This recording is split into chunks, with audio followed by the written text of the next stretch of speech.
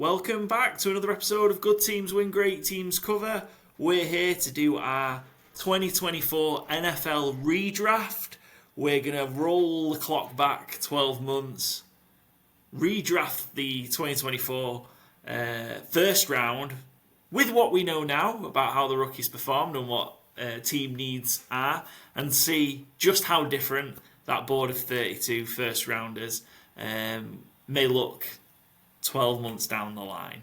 It's the start of our run towards the 2025 NFL draft, where we've got plenty of episodes coming focused on the 2025 NFL draft, but we're just going to take a step back and look at 2024 first. We'll also update you around the latest news in the NFL, and I, of course, am joined by my two wonderful co-hosts, Byron and Joe. Gentlemen, how are you doing? It's been a bit longer because we had an interview episode with Enrique last week from the NFL Academy.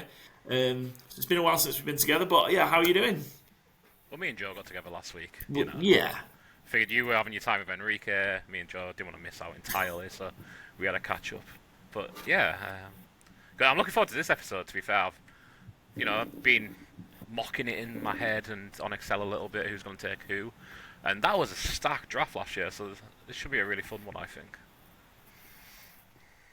Yeah, and I think with drafts, they normally say to redraft it 3 years out because there's certain positions which take a few years to figure out. So it's also interesting to see if players had okay years, but who's projecting them to get better and better, especially like defensive tackles and the O-line. So yeah, it should be really interesting, fun, and yeah, maybe way too early, but why not? It's get into the draft spirit, because it's been a fairly quiet week, it feels like, isn't compared to what it was 2 weeks ago. It's that low moment before we start fully ramping up to 2025 draft. Excellent. And we'll, I suppose, kick off this episode before we get into that with the latest news. And I suppose the biggest news from this week in the NFL is the quarterback situation at the New York Giants. And yeah, it went one way and then the other. So it kicked off with the Giants signing Jameis Winston as a free agent on a 2-year, $8 million deal. That suggested that they'd definitely still be in the market for a quarterback in the draft. Potentially maybe using that number 3 overall pick on, I don't know, Shadur Sanders maybe. And then that was blown out the water, I think. Maybe not, I don't know, it depends how you view it. By Russell Wilson signing with the New York Giants. 1 year, $10.5 million. It could go up to 21. So that quarterback room for Big Blue now is Jameis Winston, Russell Wilson, and Tommy DeVito. When 2 weeks ago they didn't have a quarterback signed. What do you make of the moves the Giants have made, and what do you think that means for them come draft night? I don't think it should make a difference come draft night. I think the two overarching theories are they don't think Shadur Sanders is going to be there at 3, or they don't want Shadur Sanders, period. I'm more inclined to believe it's the latter. That it's going to cost too much to go up and get Cam Ward at 1. And I don't think... the closer we get to the draft, the more I watch the players and kind of read tea leaves a bit. It seems to be more people are convinced that means that the Browns are going to take Shadur Sanders at 2. I think the opposite. I think it's more likely Shadur Sanders is falling past 3. He just doesn't look like a player that a quarterback should be going in the top 5, certainly. To me, he's more like the Kenny Pickett range of quarterback who he might go in the first round because he's a quarterback, but I don't think the game certainly matches the name of Sanders, but it's also like I don't think it matches what an early pick would be, especially when I think you've got 2 studs non-quarterbacks in Abdul Carter and Travis Hunter this year, where you wouldn't turn down Jamar Chase to get Andy Dalton, for example. So I think the Giants have done pretty well here. They've avoided the Aaron Rodgers ticking time bomb. Jameson, Russell Wilson, for what they're paying, they're paying those two combined roughly what Daniel Jones is getting in Indianapolis, for example.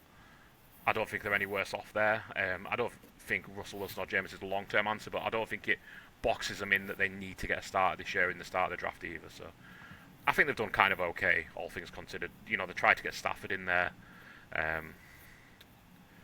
Yeah, I think this is an okay fallback plan. Yeah, I'm curious just with how the head coach and GM job security is, that I'm still not convinced that they're not going to get Shadir. Just because you can, especially with Brian Dable, his reputation with quarterbacks, and he's never really had his quarterback at the Giants to pick and choose from a youngster where he can work his magic. So getting Sanders could still give him that time to at least be like, well, we've shown improvement, even if we have a bad year again. But if he has a bad year with Russ and Winston, is that the end of his head coach and the GMs as well? So I don't know if it's the fully out. I think if they love Shadir Sanders, they've got to get him if he's there. Get our three quarterbacks in the room. Doesn't really matter. You could always see if anyone's interested in any of them ones. I think this is just a good backup plan if he does go to number two. Or if someone trades up and well, because he only takes one team to be in love with him to try and get him.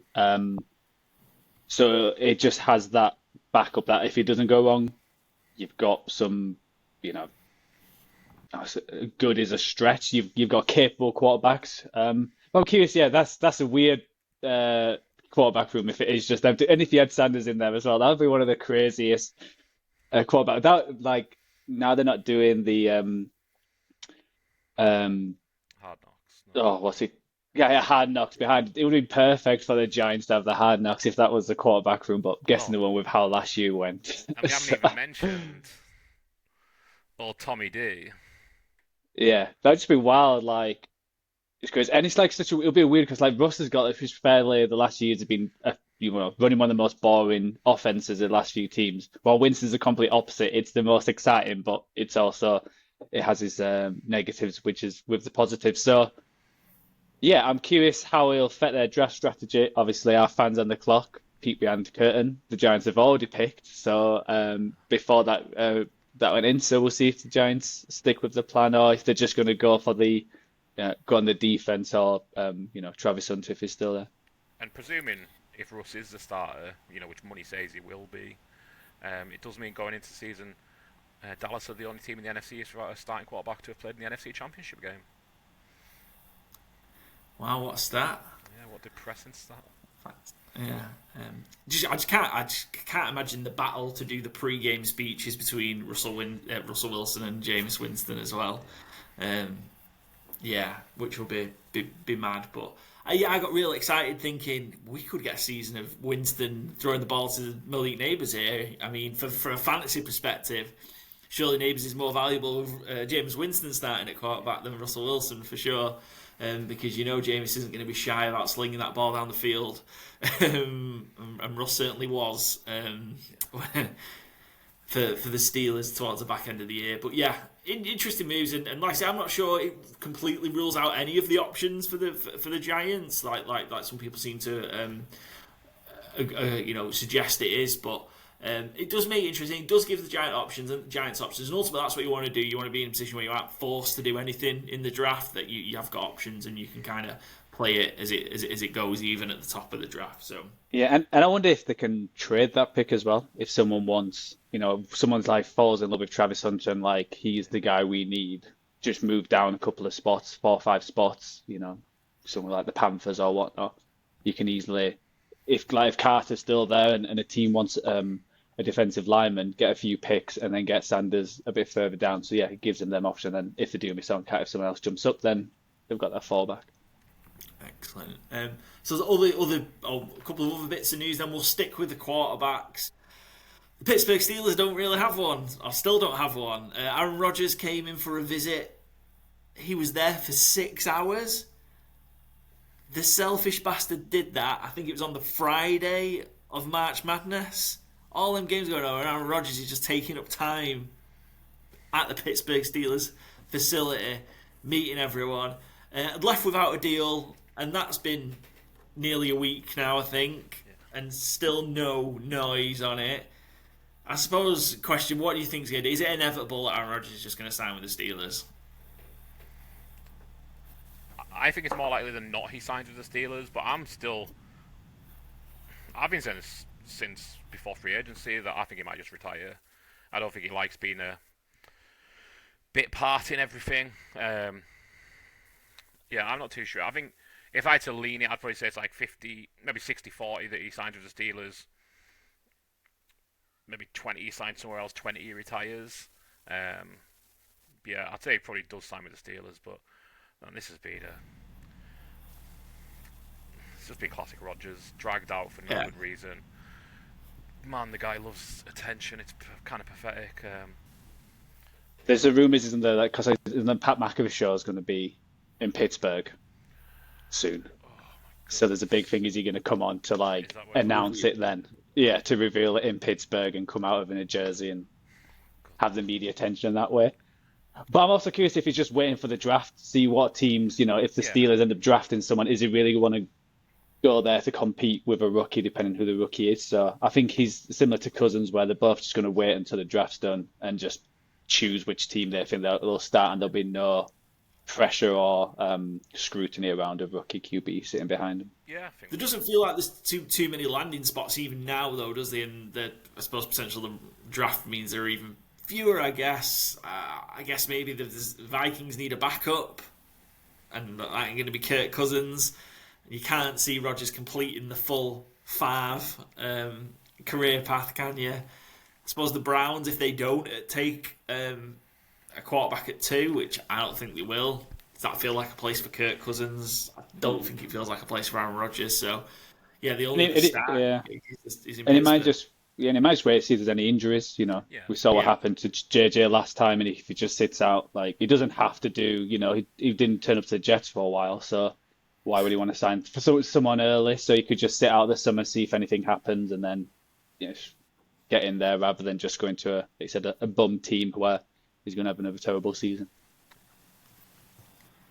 So, and then last bit of business, our last bit of big news came in a flurry. It was Stefon Diggs signing with the New England Patriots back in the AFC East.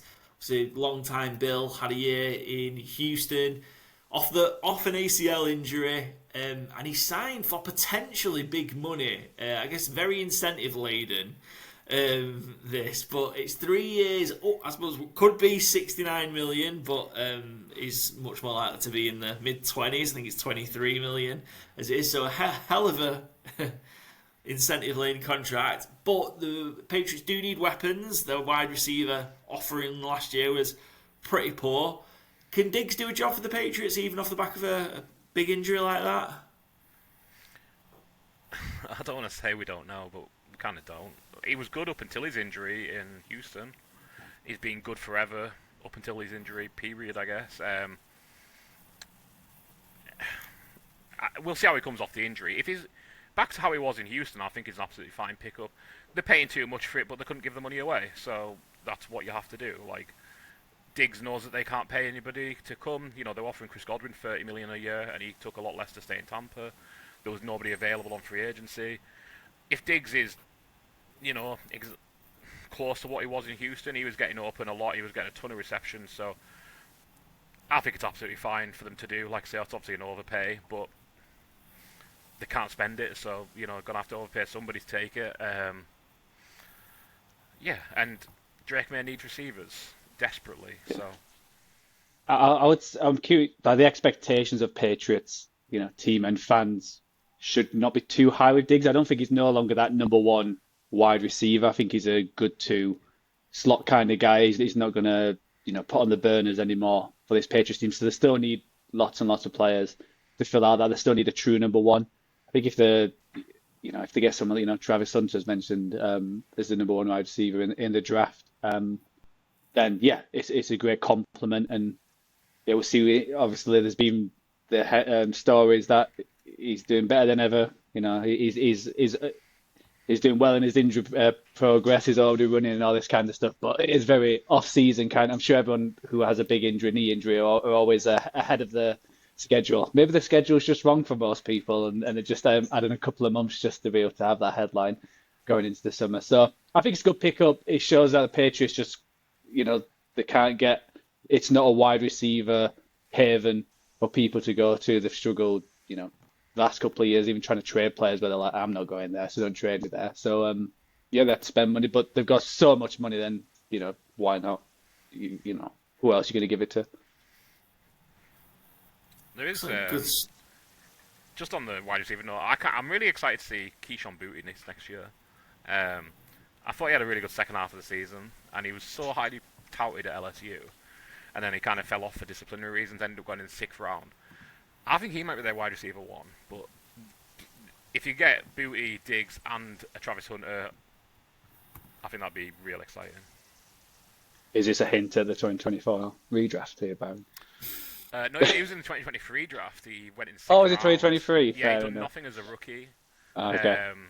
And I thought he was completely dead in the water. And then, second half of last season, he actually kind of flashed a little bit. I was, kind of excited because, like I said, in his 2021 season, I think it was a 2020 season at LSU, he was really good and looked like he was going to be the next big thing. And then I believe he had some off-the-field concerns to do with his attitude. Don't know exactly what it was.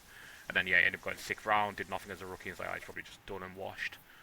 But I think he flashed quite a bit with Drake May the second half of last season. So, yeah. You don't want him or Diggs as your number 1, though. I completely agree. If Travis Hunter comes in as a wide receiver, he will be their 1-1 with a bullet. Cool. Good stuff then. Joe, shall we get cracking with the 2024 redraft? And should we frame it and give it a bit of context in terms of the parameters around it and what we're trying to achieve here? Yeah, so obviously redrafting last year's. We're sticking with the order which happened at the start of the night. So we've taken out the trades which happened during. So, for example, the Vikings and Jets swapping and the Vikings moving up again because I don't think they would do that for Dallas Turner right now. So at the start of that's how we're going. I'll be picking first, Byron second, Paul third, and we'll just keep that going. No snake draft.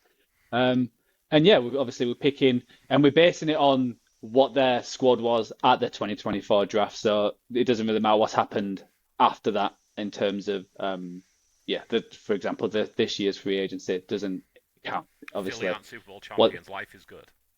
Exactly. Yeah. Gino's still in Seattle. Byron's still happy and a Seahawks fan. So that's the days we're going back to. So yeah, that's how it's going to be. And yeah, should we get it going with that? I'm on the clock with the Chicago Bears coming into, and let's see. Who's doing the ESPN? Da-na-na-na. The big fantasy music. Yeah. We're not licensed for that kind of stuff. Well, you get my rendition then, I guess. Cool. So, Joe, you're kicking off then our 2024 redraft with the first overall pick in the Good Teams Win Great Teams cover 2024 NFL redraft. The Chicago Bears select.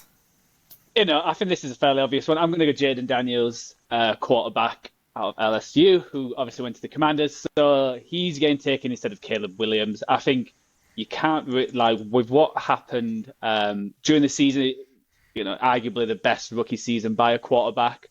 There is the worry that, Chicago offensive line was absolutely trash. And obviously that the coaching is different to the Commanders. Obviously they had Dan Quinn just come in and he felt like he changed that whole organization while they still had stuck with Matt Eberflus in Chicago. But I think what Jaden Daniels did there, it was just, the expectations, I think it blew everyone out the water. I don't think everyone was expecting that from him. Taking a team who, was a laughing stock to an 11-win team to, winning a playoff game. And I think I saw that the best record since George W. Bush was president in DC. So he just keeps improving, and I think he's already, a top 10 quarterback in the league. There's been some discussions. Is he, CJ Stroud had that incredible rookie year, and he dropped off a little bit in his second year. But I still, CJ Stroud's still a great quarterback and still the best one from that draft. So I think you take Jaden Daniels.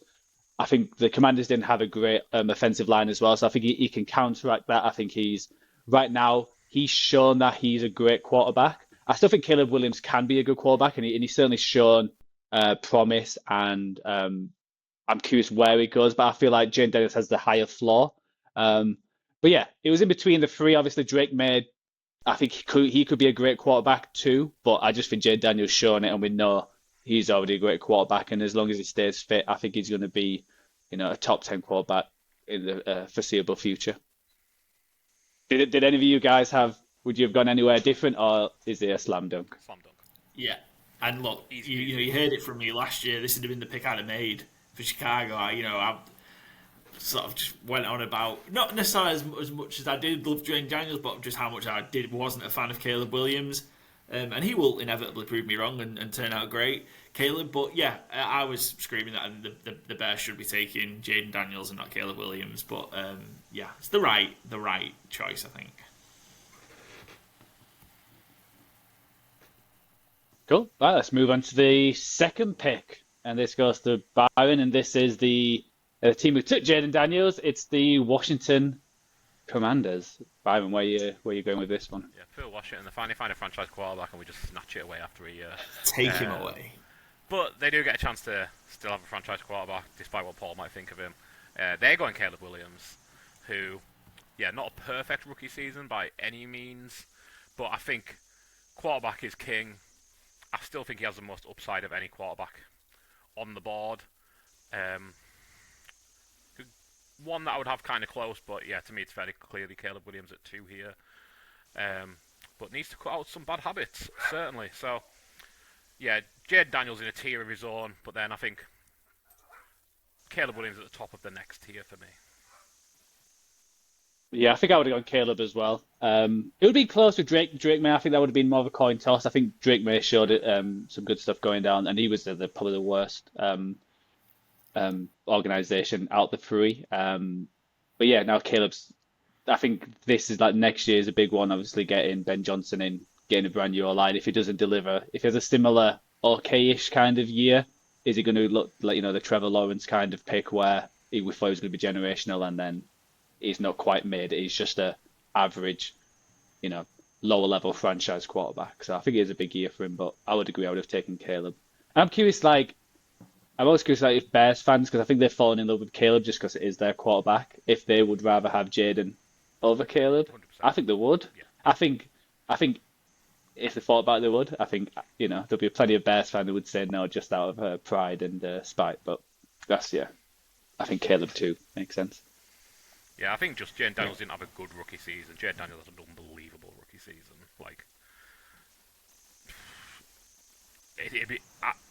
There's very, very, very few quarterbacks that I would take over Jane Daniels in the NFL right now, especially on a rookie contract, and Caleb Williams certainly is not one of them. So, and no one else in this class is, obviously. So, yeah, I think any Bears fan who would disagree needs a head examined, quite bluntly. Fair enough. Just savaging the Bears fans. Well, any that disagree with that take, I mean, it's not exactly shocking to. I mean, watch Jane Daniels last year. Goodness me, that is a hell of a rookie season. Yeah, it's a hell of a season, man. Bloody rookie season. Yeah. But yeah. So I guess we're on to 3, and this is the first one that doesn't move in us playing it back. I think in this situation with just flipping the 2, Daniels and Williams. The Patriots still take Drake May in this situation. Could you argue that maybe just Bo Nix jump in here? But I think they saw enough out of Drake May to show actually he could be capable of leading the franchise. Stepped in after Jacoby Brissett was battered to a pulp, really in the early part of the season, and I thought he dealt with it quite well. So the O-line was a mess. Didn't really have any weapons to speak of, and a defense that might have helped out, or we thought was going to be good. A defense that might have helped a bit wasn't really. So yeah, everything kind of going against him. But yeah, I think in this case the Patriots still select Drake May, North Carolina quarterback, and yeah, they're more than happy with that. I'd be really excited to see what Drake May does in year 2, and if the Patriots, were spent big in, they've gone and got a lot of pieces, especially defensively in free agency, and we're going to look to supplement the offense in the draft, and we just talked about Diggs signing there just a few minutes ago. So hopefully setting up Drake May for success in year 2. But yeah, Drake May at 3. Yeah, I would have taken May as well. I think they had the easiest pick, I think, in the draft, and the same here. You basically take the third quarterback out the 3. I do agree. Bo Nix obviously was a lot better than any of us thought he would be, but I think that's because he was in that system. I don't know how good he would have been in the Patriots system. While I think Dre May would have been just as good and better than Bo Nix in that Broncos environment. So yeah, I think May, and again, he's another one different staff. So starting to build a different culture. I don't think he's going to have as big as he is the other 2, just because, like we mentioned, with the weapons. But yeah, I'm excited to see where he goes because he could be one of them sneaky ones where he's just like a Matthew Stafford throughout his career, where he's never like the top three quarterback, but he's always in like the top six, top seven, and just having that kind of. I think the Patriots be happy to get that kind of player at number three. Excellent. I think now this is where it starts to get a little bit interesting. So this is where we're going to start seeing big differences potentially in who was taken and potential positions, things like that. Joe, you've got the first Arizona Cardinals pick of this because they had two. Yeah. They're at 4. Who are you going to take then? They took Marvin Harrison Jr., who we were all expecting to be this world, and he may still be in the future, but didn't quite set the world alight. Who are you going to take at 4 for the Cardinals?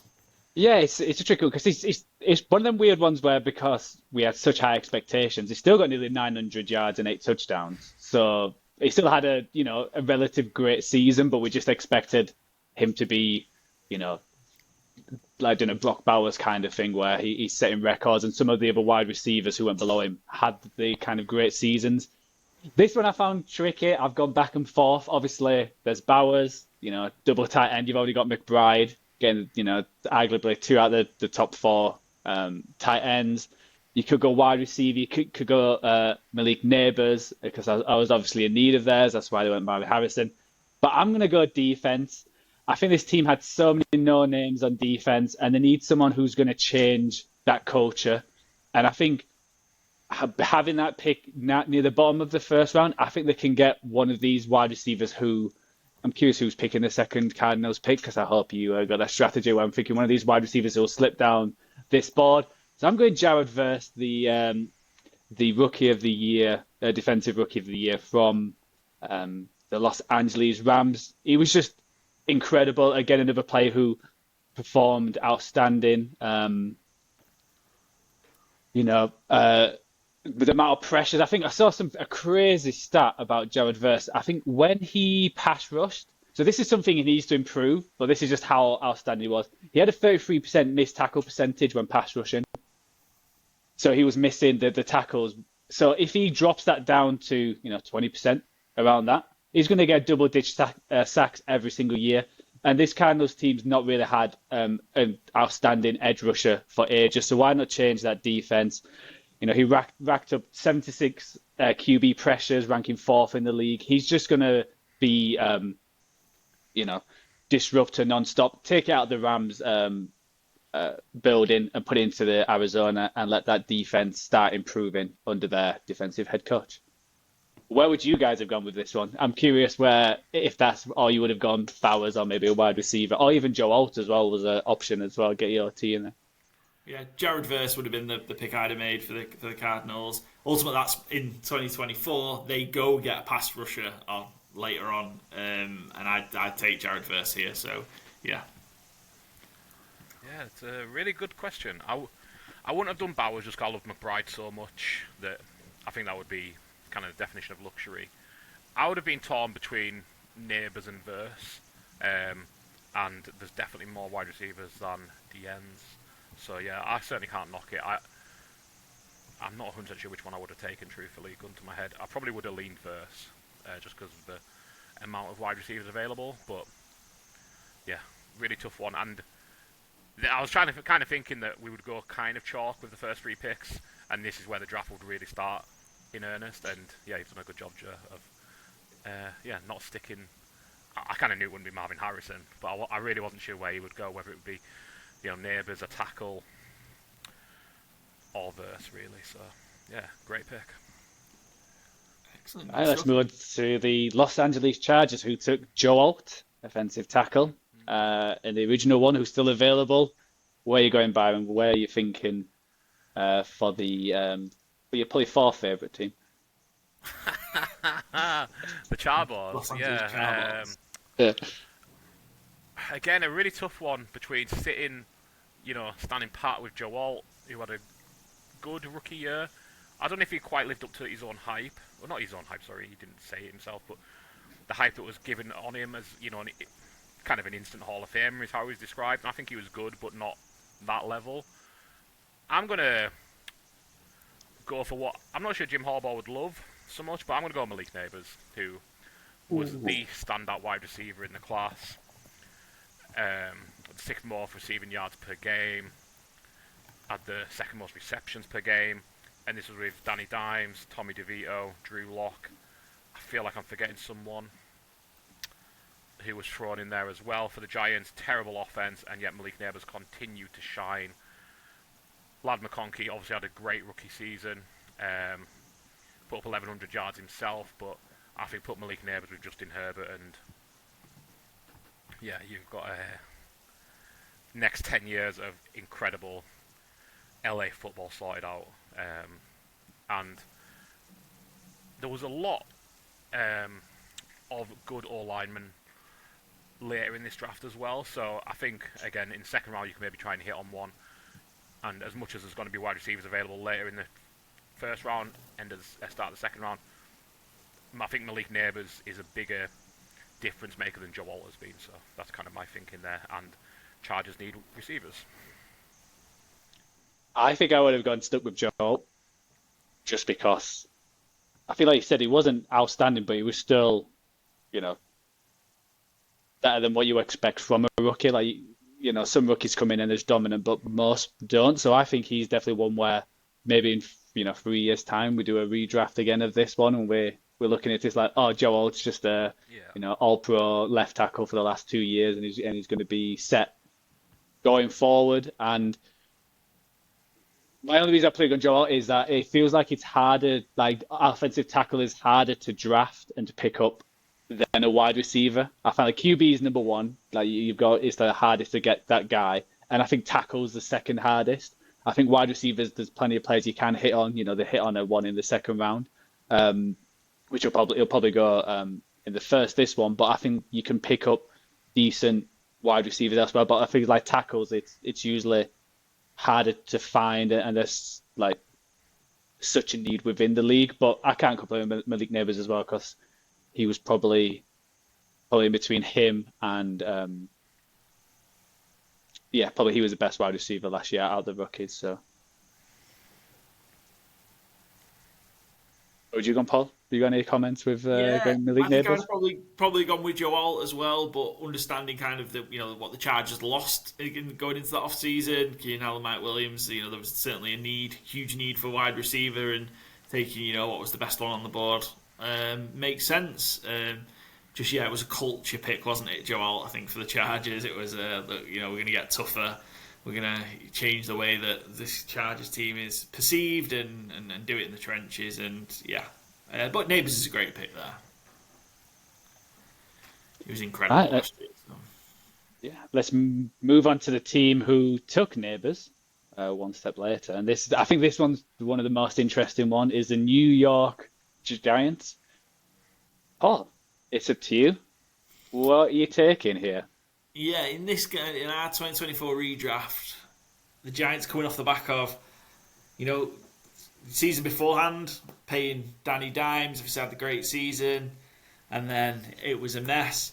So they take Bo Nix to sit behind Danny Dimes for probably just a few games, if not the year, and look to transition across to Bo Nix out of Oregon as a starting quarterback for the Giants moving forward. I just think in this situation, obviously, you could have argued the Giants in the actual 2024 draft, maybe they'd taken McCarthy.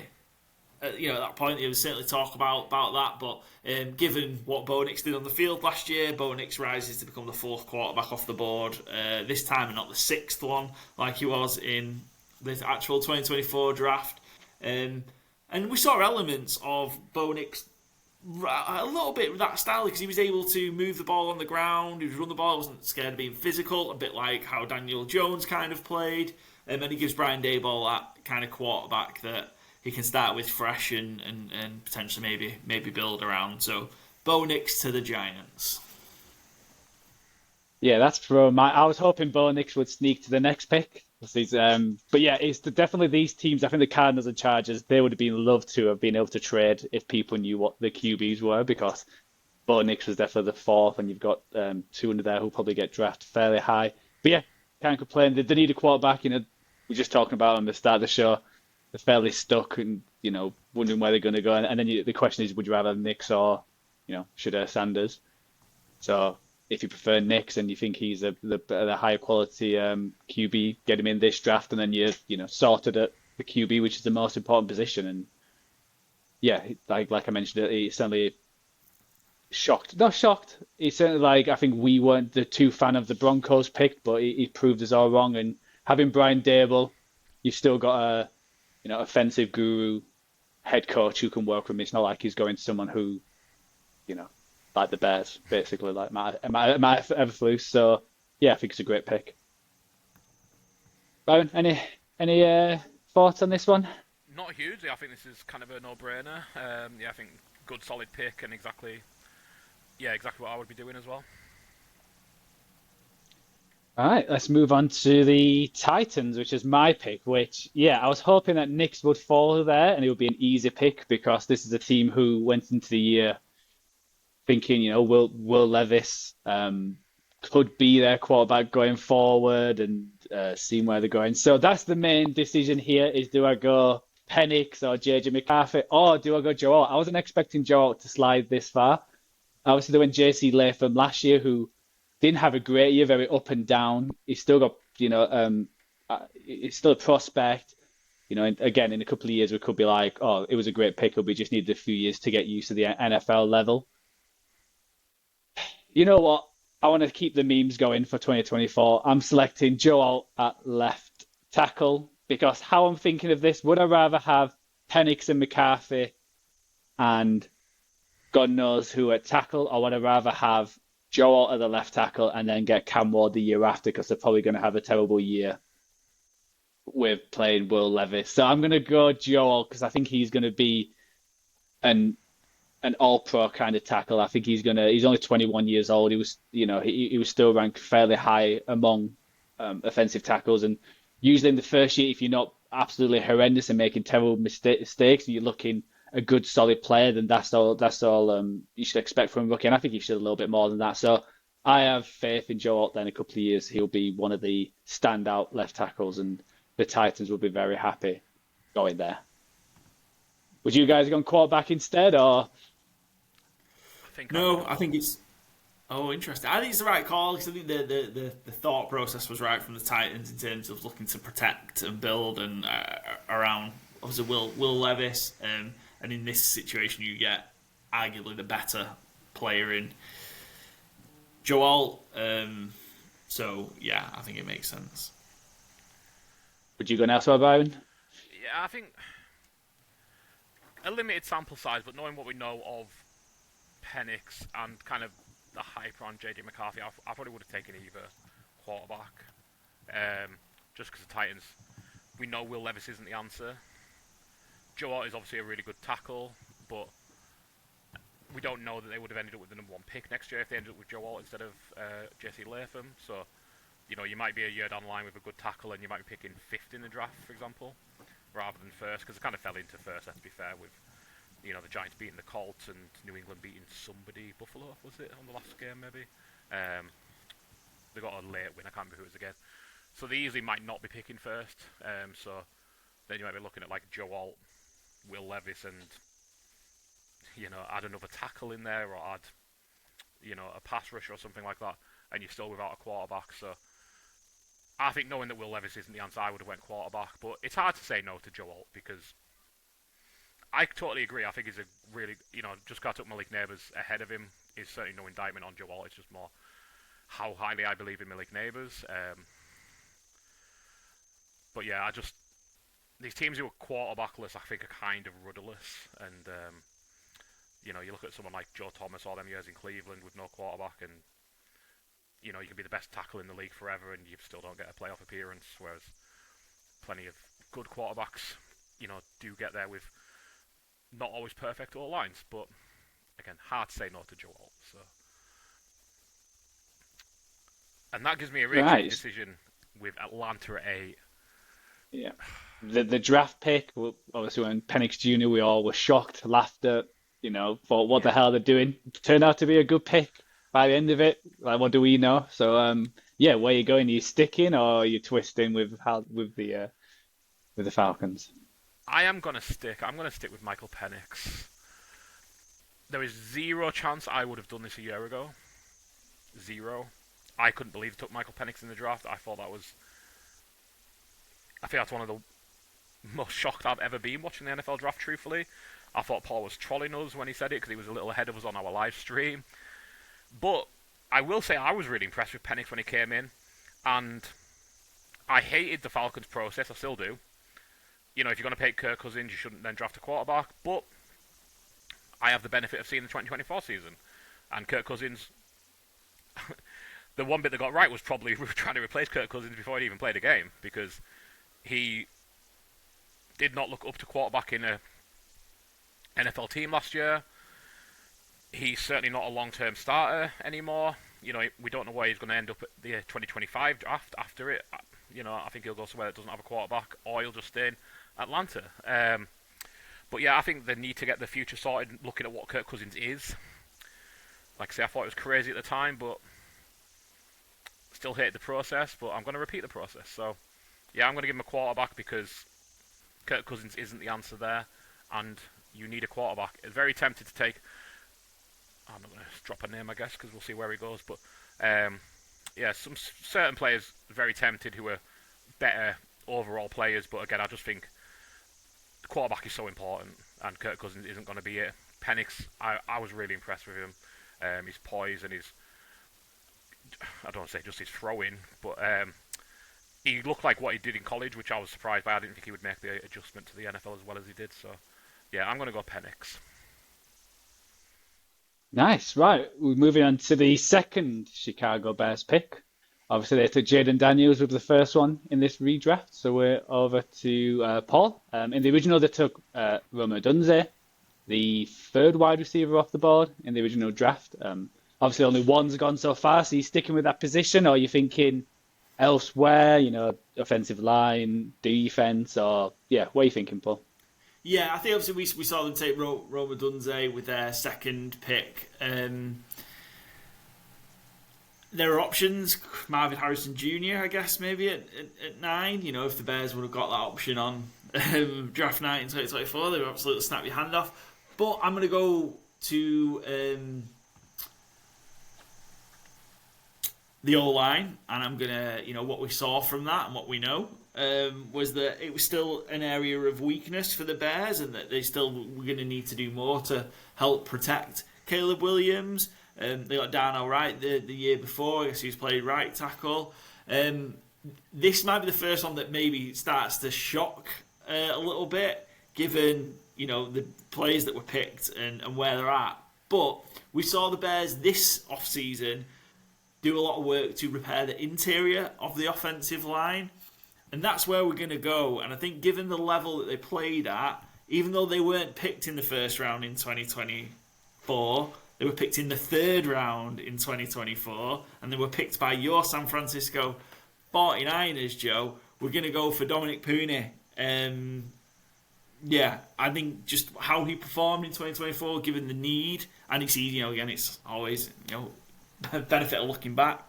That O-line needed work and needed help. It didn't get enough. And if you're going to invest that number 1 pick in a quarterback, then do the bloody work to protect him. Yeah, you probably could have got, you know, he came in the third round, so you probably got a lot more value, but, you know, we know that now. So I think Dominic Puni is a first round pick and well worthy of being the second O-lineman off the board. Well, yeah, that is probably a big shock. I expected him to go in this draft, but later on, more the positional value that usually tackles go a lot higher than guards. And there's a few other guys as well, didn't he? I think he almost played every position in college, which I think it doesn't necessarily mean he would have played guard. You know, played guard for the best. He could have played outside. Who knows? Yeah. But I think given his performance level for 2024, that's why I think he warrants being shot up the draft board. Yeah, and you've obviously got other ones. You know, Barton. What's the other one? Why have I forgot? Like Powers Johnson as well, and Zach Frazier, and it was Frazier. So Puni, yeah. I thought you were going to go tackle and maybe go Fashanu or Fiaga. Fiaga was the other consideration. Sorry, Latham, JC Latham's obviously, but a little bit of, you know, inject a little bit of excitement. There's something that's slightly unpredictable, but I think, you know, looking back, I think it's a fair assessment that he should be a top half of the first round pick, given what he delivered in 2024. Yeah, fair enough. We just have to make sure, Byron, when we do put this on socials, we'll make sure we mention who picked which pick. Just I've already took a screenshot. that, yeah.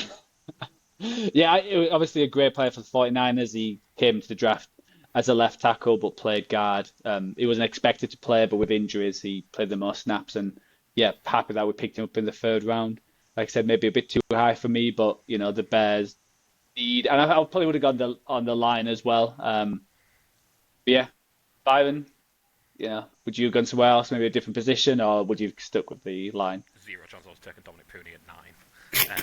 I think that's insane. I think he's really good. I like him a lot, but there's some really good players still on the board. Of course there are, yeah, absolutely. And I'd like to say the other way was to lean to go wide receiver still and just take a different one. Yeah. Brian Thomas. But we saw it matter who you've got a wide receiver if you can't get the ball out. Yeah. Yeah. I think one thing I'm just worried. I forgot to mention that. Obviously, it's a Shanahan kind of offensive line. He seems to do well with a lot of poor offensive linemen. It makes them fit in their system well. So yeah, I think it's a big swing. Yeah, we'll see what people say. And remember, Paul Redmond selected the Bears' second pick. Right, let's move on to the next one. I've got another interesting one. I've got a quarterback needed teams now, but there's so many good players available elsewhere. Yeah. So yeah, I've got the New York Jets, who traded with the Vikings originally. So they got Fashanu in the first round, the 11th pick. The Vikings got J.J. McCarthy. So yeah, I could go a lot of different places. Exciting. Obviously, I could go J.J. McCarthy, get the quarterback, but they still would have had Rodgers, and I think that would have caused a lot of issues. And I don't know if, we're not quite sure what J.J. McCarthy is. Obviously, there's been great reports. They could go Fashanu again because they still need that tackle, and losing Morgan Moses this year to get set up. I'm going to go the player, if I said to you, he's definitely in the top 2. Who's most likely to go to the Hall of Fame from this draft class? And they passed over him last year, and I think they probably would have taken him because, again, he had probably the best rookie season for a tight end and maybe for a wide receiver. It's Brock Bowers.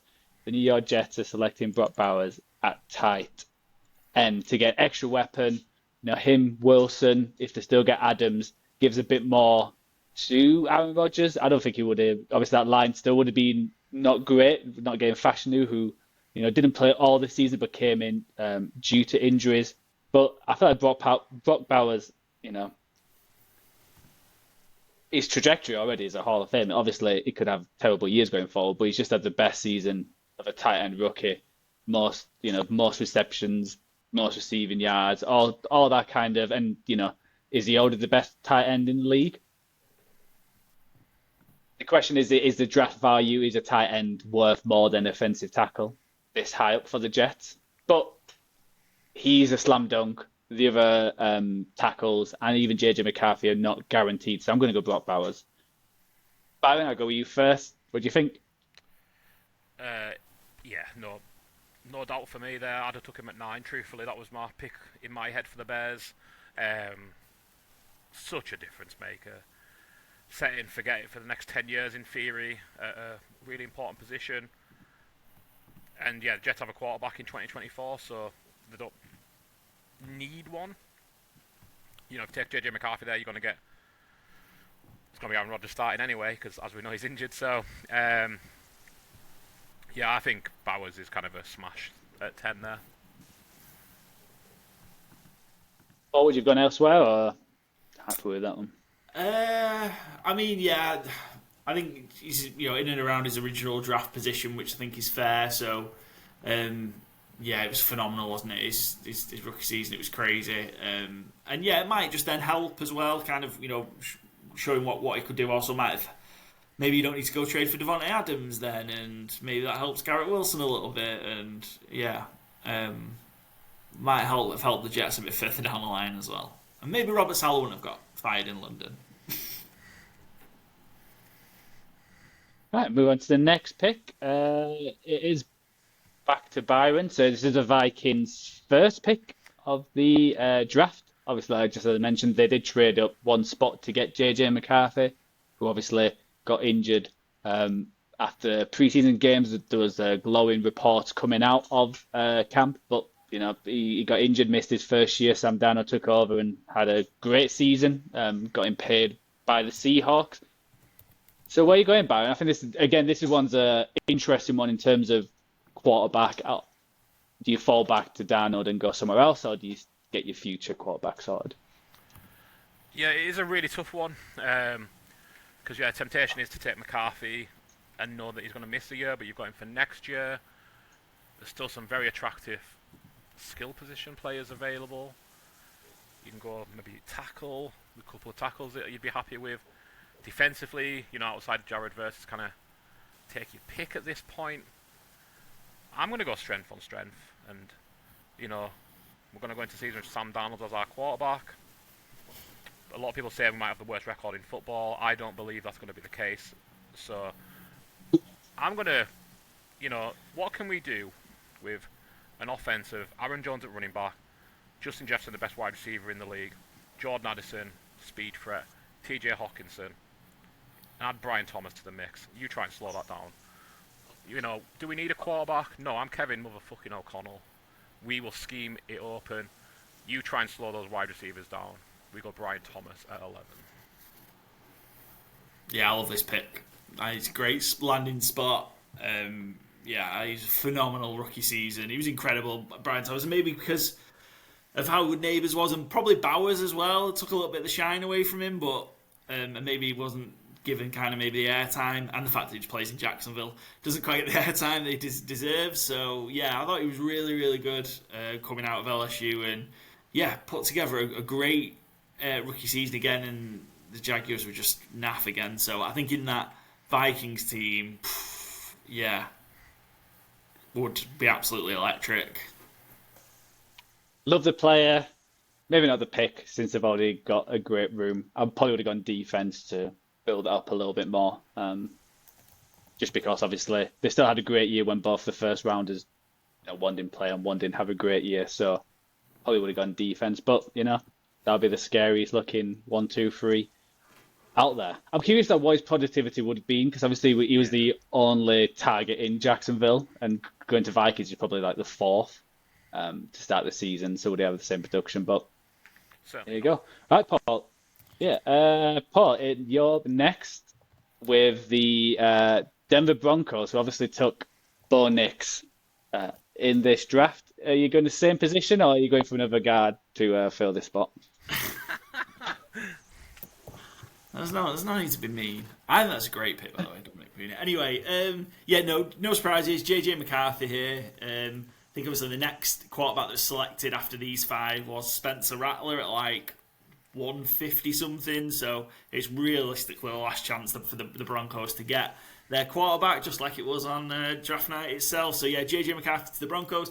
And you know what? If that was the case, if McCarthy would go to the Broncos, obviously, and not get injured in preseason, I think he probably has as good a year as Bo Nix does in that offense. I think he'd do a pretty similar job. So I think McCarthy would have fit well with Sean Payton. So JJ McCarthy out of Michigan to the Denver Broncos. Yep, no comment from me. I think that's the right pick for them going forward. So we'll move on to the Raiders, who obviously get banged in this spot because they lose, the best tight end in the league, arguably, in Brock Bowers, who goes to the Jets. But I'm going to stick to the offense. I think they're a kind of team who just loses. If a good defensive player goes to them, it feels like they just have a terrible time. Just with how it's set up. So I'm going to take the gamble. I'm going to draft Marvin Harris Jr. I think he's still got the potential to be great. They need offensive weapons. It was in between him and Lad McConkey, which one you would prefer. I think Lad's a great wide receiver, and I think he's going to have, he's not just a slot receiver. He can play all positions, and he obviously had the better rookie year. But I think Marvin Harris Jr. has that better potential. and I think we haven't seen the best of him yet. So with this Raiders team, obviously might not have a great year last year with all the quarterback issues. But, if Bowers can do it, why can't he? Because he'll be the only target. And then going into this year with Geno, he's got his number one target already. So I'm going Marvin Harris Jr. for the Raiders. Excellent. Good stuff. You're about to pick the Saints first round pick, Byron. I've just had the video through from the Saints City and Me guys for the fans on the clock draft. Right as you're about to pick him, quite. I'm sure theirs will be livelier than mine. Yeah, probably. Yeah. Very good value. And that's no slight on you. That's just those guys are great. Do a great job. Absolutely. And I love. Right, Byron, next pick. Here. Yeah. I think Marvin Harrison pick is really smart. Like you say, it's kind of overblown, like how bad of a rookie year he had, because he didn't do as good as Malik Neighbors, essentially. I think is kind of what it boils down. And Brian Thomas obviously came from not nowhere, but like from not being one of the top 3 wide receivers in the class to being like one of the top 2 wide receivers in the class. But Marvin Harrison still had a really good rookie year, so I think it's a really good pick there. The Saints. Ugh. Interesting. Yeah, need a bit of everything. They actually did a smart move last year, going obviously Fuanga, tackle, who played quite a lot more than they expected and had a decent year. Yeah, and that is actually where I'm staying. Is one of the few. There's a lot of tackles taken in this draft in the first couple of rounds, and yeah, Fuaga's one of the names actually I've highlighted as like a positive. I think a lot of them kind of had dud rookie years, either through injury or poor performance, whereas Fuaga I think kind of showed himself as a cornerstone of the franchise for the next, again, certainly his rookie deal and beyond. So, can play left side, play right side, solid as a rock. Yeah, I'd put Fuaga straight back in there, and I think New Orleans would be delighted to do the same. Nice. Great pick. Can't fault that. I think, it was the Saints actually being smart in their draft class for once, instead of going nuts for a specific athletic defensive end and trading around too many picks. So yeah, I think you stick with him. They're just a team that needs everything, so get your tackle and then you're sorted for the next few years, especially with Branchek possibly retiring and whatnot. So yeah, moves on to Paul. The Indianapolis Colts took Latu, who I think was one of your favourites going into the draft, if I remember right. He ended up being the first defensive player off the board, didn't he, in the draft at 15? So that kind of just fell to the Colts to pick somebody on defense because it was just that run on offense, and I suppose the 5 quarterbacks and 11 picks, sort of dictated that. In this scenario, they are going to stick on defense, but they're going to pick someone out of the secondary. The Colts in this division are going to take Quinion Mitchell, cornerback, Toledo. Latu's great. I think he had a solid, if unspectacular, rookie season. But the Colts were already pretty good on the line.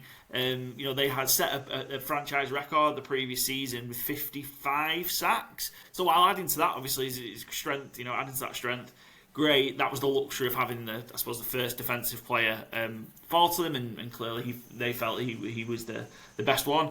I think they needed some more help in that secondary. I think Quinion Mitchell could have been an instant impact player for the Colts. We saw how good he was as the season went on for the Eagles. He was just taking out teams' number 1 wide receivers, and he faced a gauntlet of them at times. Obviously, had to face Neighbors twice, CD Lamb twice, plenty of others. McLaurin, they kept pretty quiet. That's just in the division, never mind elsewhere. They played the Bengals, kept them pretty quiet, relatively quiet as well. So Mitchell did a really good job of locking up teams' number 1 wide receivers, and I think that would massively help the Colts. I think the Colts were ranked 29th or 30th in overall defense last year, 29th, and they weren't great. They were in the bottom third for pass defense or pass yards given up per game as well. So Quinion Mitchell could be a big help in that, in locking down teams' number one option. So from Toledo.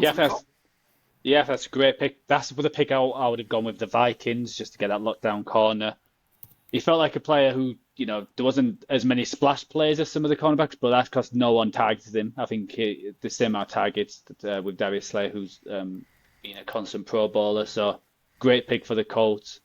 That it had to go defense. I was curious if any wide receivers slipped down, if you would have gone wide receiver, just because to help out Anthony Richardson. They've got three, but there's no clear one wide receiver one on that team. But yeah, love that Quinion Mitchell pick, and Eagles fans would be crying right now if when they see that draft because he was their number one cornerback, which changed that team and made them Super Bowl champions. So great pick. I think the argument against taking a wide receiver there is that while there's still obviously quite a lot, I think it's quite deep. And I know maybe obviously they ended up taking one in the second round that hasn't, didn't maybe work out as well. But I think there are options. Adonai Mitchell, Byron, he had a lot of fun to have Adonai Mitchell in the season, so he did, yeah. It was in our fantasy game day team a lot as well. Well, he may come good, but yeah, I think there are options where you can get actually some good value in wide receiver, maybe in the top or middle of the second round. So, yeah, I think getting what I believe to be the best corner in the draft, and that's probably what proved to be after the first year. Then Quinion Mitchell, I think, is a great pick for the Colts there, and helps them massively. Yep, definitely. Any comments, Byron, on that? Or no, I think that's a good pick. Yeah, exactly what Paul laid out. Really, they need DB help, and Mitchell, caught on the back one in the draft. So I move on to the last pick of the first half, and that's the Seattle Seahawks. Is my pick. They picked Byron Murphy, the defensive tackle, so he would be the second defensive player off the board. Has an up and down season. He's played quite a lot for the Seahawks, but hasn't made that splash play again. I think defensive tackle is definitely one of the positions where you need a few years in the league before you can see if you've hit or you've whiffed. I'm going to stay away from Byron Murphy. I did think about getting another defensive tackle, someone from the division, but having Leonard Williams there, that's already a strength. So I'm going to go where their biggest weakness is their offensive line, and it has been for years and years. They don't like to spend much. They don't really put much resources. There's some interesting prospects. But I'm going to go with what I had originally. I'm surprised Fashanu lasted this long, but I'm going to stick with what I was going to go originally. And that's, I'm going to go Zach Frazier, center for the Seahawks. Get that interior line sorted for the next few years. I think he had a great year, second round pick for the Steelers. They seem to always pick up great centers and have that sewn down for years and years. And he's another one where it was just outstanding. He didn't give up that many pressures when you look at it, especially for a rookie. And he actually, on Pro Football, he graded out as the sixth best among centers. So doing that new rookie year, I think that's a huge pickup for the Seahawks. Get that interior, give Geno a little bit more time, and he might not be playing in black and white right now. So yeah, I'm going Zach Frazier. What do you think? I'll go Byron since Seahawks are your second favorite team. What were your second favorite team? Yeah, I'm not surprised by it. This is I kind of like mocked this last night, just kind of going through the players and who I thought might go where. More like me picking every 32 than trying to guess who you guys were going to pick, truthfully. And this is where I had Dominic Pooney going, so I still had him as a first round pick. As much as I'm trying to troll Paul, I think it was obviously too early. I thought you only had him 5 picks later or 6 picks later after all the grief you gave me 10 minutes ago. Yeah, but I mean, in them 7 picks, you had Brock Bowers, Brian Thomas, Marvin Harrison Jr., Fuaga, Quinion Mitchell. It's not just a random 7 players. Anyway, yeah, I like the Fraser pick. Solid, very stout. Gives them an identity on that line, which I think they desperately need. I think you could have also went Latham potentially as well. Mm-hmm. And that wouldn't be a bad pick either. But I don't think this is a bad pick, period. Again, I probably would have went all-line here, either Latham or Frazier. I kind of have this is who I wanted the Seahawks to take in real time coming up to the draft. I just thought Mike McDonald would make so much use of him. Was Cooper DeJean. I think he'd make him his Kyle Hamilton. But the need on the all-line is just too much. So yeah, very solid, very good pick, I think, there. So I'll quickly just run through the first half. So we went Jane Daniels to the Bears, number 1. Caleb Williams to the Commanders, 2. Drake May to the Patriots, sticking with the original pick at 3. Jared Verse going to the Cardinals at 4. Malik Neighbors to the Chargers at 5. Bo Nix being the Giants' new quarterback at number 6. Joe Alt being the new offensive tackle for the Titans at 7. Penix Jr. sticking with the Falcons at 8. Dominic Pooney to the Bears at 9. Brock Bowers to the Jets at 10. Brian Thomas Jr. to the Vikings at 11. JJ McCarthy being the new QB for the Broncos at 12. Marvin Harrison Jr. playing in black and white for the Raiders at 13. Fuaga at 14, sticking with the Saints. Quinyon Mitchell going to the Colts at 15. And finally, Zach Frazier going to the Seahawks. So let's move to the next half, which starts with Byron. And it is the Jacksonville Jaguars, who did trade out originally with the Vikings for Dallas Turner, but their first pick was Brian Thomas, who have obviously gone. Again, another team who'd be devastated about this draft after hitting on their number one pick. Sorry, Joe, who was it? Who's up picking? Sorry, which team was it? Jaguars. Oh, right, okay. Did I say something wrong? No, it's just a great delivery of the Jaguars, the Jacksonville Jaguars. Jaguars. You know, me and Cindy had this conversation this week, I think it was. I hate saying the team name. I just like calling them the Jags because I never know how to say it. 'Cause I feel like you either sound too American if you say Jaguars, or you sound too English if you say Jaguars. I don't feel comfortable saying any of them, so I just call them the Jags. I don't know what Joe said when he said it there. It didn't sound odd to me, but yeah, I hate saying their team name because I always feel uncomfortable. Either way, it's one of the words I feel least comfortable saying in this country, weirdly. Because I never feel like I get it right. Fair enough. And I'm not sure I'm going to get this pick right either, because the Jags are a weird team.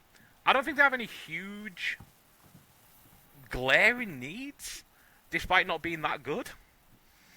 If that kind of makes sense. Like, That doesn't make any sense. well, it doesn't, but like, what's their one standout weakness? Like, I think they could do with DB help, really, but like, I don't think Cooper DeJean is going to be Cooper DeJean in Jacksonville as he was in Philadelphia, or as I think he What was, about wide receiver? or in Seattle. Because they won't have Brian Thomas. That is where I'm going to end up going, yeah.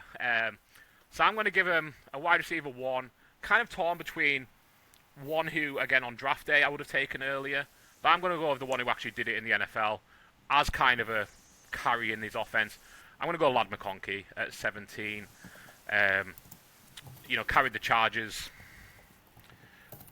passing game by himself, really, with Justin Herbert. I think he can do very similar with Trevor Lawrence. He's not going to be as splashy as Brian Thomas, certainly, but yeah, they need a wide receiver one with no Brian Thomas there. Gabe Davis and Christian Kirk isn't pulling up any trees.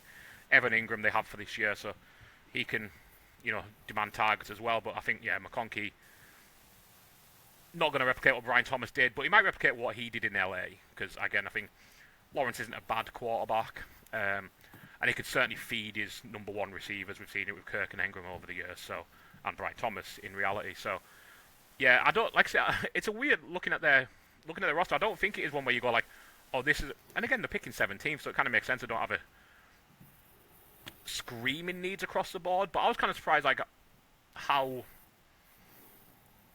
kind of balanced they look. To me, they don't look like a team who, are going to be terrible. So maybe they're going to be better than I kind of think they'll be next year. But yeah, I'm going to Lad McConkey here anyway. Sorry for the ramble. Yeah, I do love this pick. Like, even with with the Chargers, he still had over 1,100 yards and 7 touchdowns. So I think coming in, everyone thought he was a slot receiver, but he proved that he can do, everything on the field. His route running is incredible. I think he was 7th in average separation score. So if you've got that with Trevor Lawrence, obviously Trevor Lawrence had a bit of a down year with the injuries as well. And yards per route run, he was 3rd in 3.35. So I think it's a great pick for the Jags because if you take out Brian Thomas, what else have they got right now? Even last year, I know they had Kirk, but he was coming back from an injury, and obviously they released a few of their wide receivers, and that was their glaring need. So getting Lad McConkey, who could get them 1,000 yards, that'd be a steal. Amazing at 17 for them. Cool. Any comments, Paul, about that? Or? No. I think it's No? I think it's a fair, fair pick, and yeah, Brian Thomas had a great year there, didn't he? Lad McConkey offers a different threat, but yeah, I think would be real productive for the Jaguars or Jaguars. Jaguars. Or whatever you want to call them. The Cincinnati Bengals are up next with Paul. So they took Mims, offensive tackle, who hopefully had an okay year, a bit of a project. So it's curious. I'm curious where you're going to go here because the offensive tackle, the offensive line needed a lot of work because Joe Burrow couldn't stay up and kept getting injured, and we all were like, they've got to go tackle. But then how the year happened, they somehow had, you know, they got Lou Anarumo fired, and that defense was one of the worst in the league and cost them a playoff spot. So where are you going to go, Paul? Are you going to stick to the line or go defense? No, it has to be defense, I think, and we've seen this, situation play out where I've said this. They've got an edge rusher that might end up coming back the way it's leaning now. That they've said he could potentially seek a trade, but you're going into a situation where you need to pay Chase, Higgins, and Hendrickson. So I think you take Latu from UCLA here.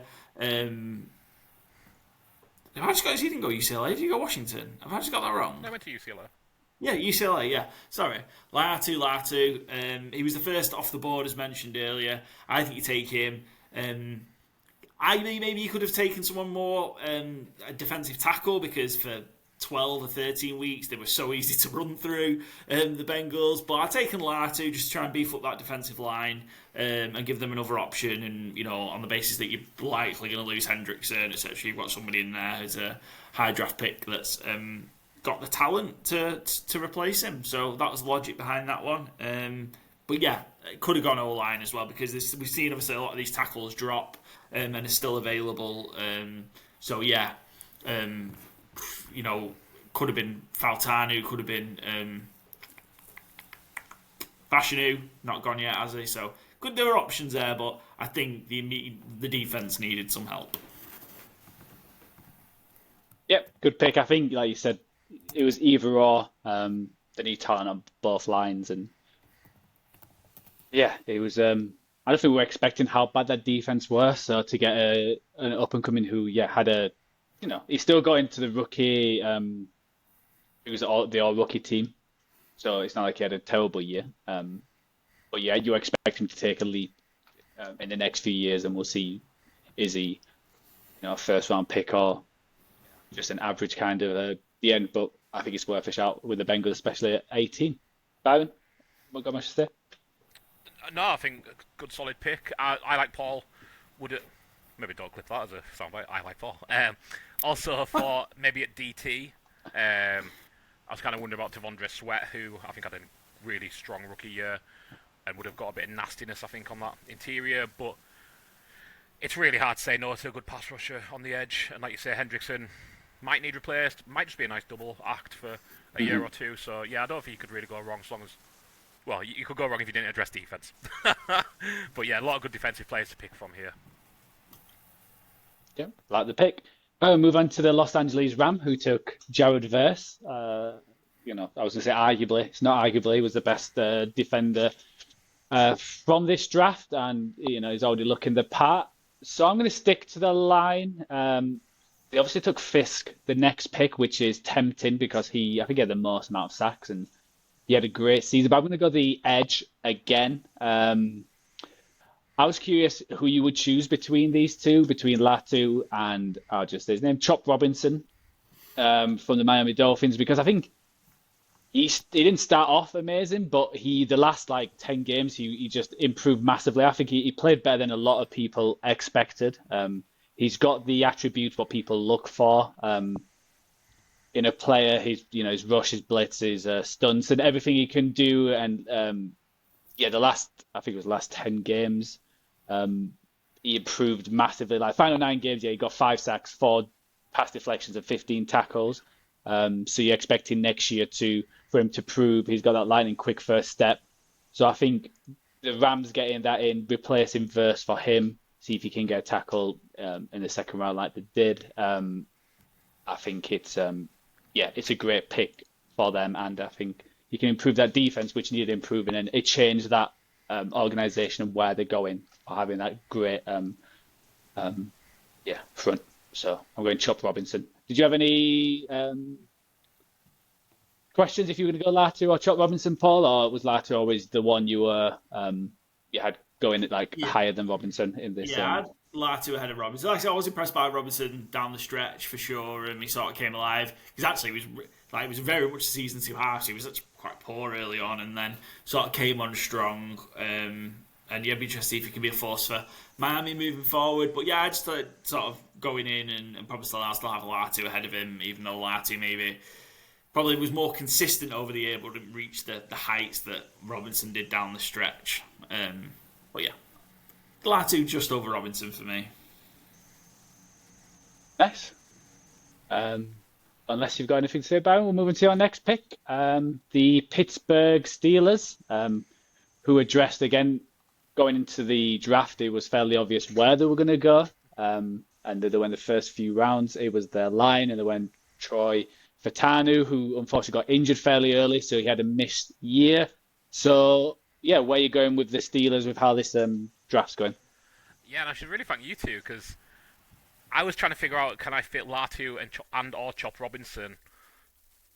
Is it too much of a luxury pick? Because they do need defensive help on that line. I know they have big names, but it's very top-heavy. And forego the offensive line, but you two took the two outstanding pass rushers available, so makes my life easier, truthfully. And I'm going to stop the slide. JC Latham slides in at right tackle. Yeah, kind of surprised that he went as long as he did, but I don't know that I necessarily would have took him over anybody that's gone, including Dominic Pooney. So, yeah, but I think here he's rock solid. Better prospect than Fautanu coming into the draft. Had a better season via injury, certainly, but he also had a fine rookie season. It wasn't, blowing anyone away, but he was fine. So yeah, I'll just slide Latham in there as a, high caliber prospect who had a fine rookie season, and I think a pick 20, Mike Tomlin to be, laughing all the way to the fictional bank with that one. Yeah, nice. I was curious if you would go Latham or Fashanu. I think I may have gone Fashanu, but yeah, I don't think there's much in it. I think Fashanu he showed a little bit more, but Latham played the full season, and he was on a bad Tennessee Titans line, so it's hard to judge. And he did come into the draft with the higher ceiling, and great pick for the Steelers. I think obviously getting for him staying fit and having a season with him, they would have loved him more than Troy Fautanu. Again, we could be sat here in a few years' time being like he was, he had that injury and he's one of the best now, or he'll be out of the league. Who knows? That's the fun of the NFL.